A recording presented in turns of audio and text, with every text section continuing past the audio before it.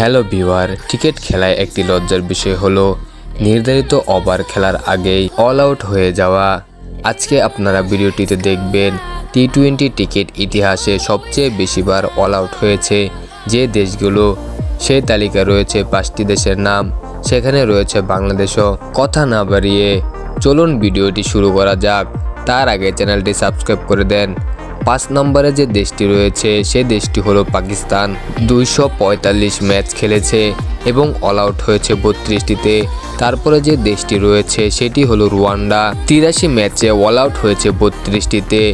3 নম্বর পজিশনে যে দেশটি রয়েছে সেটি হলো নিউজিল্যান্ড।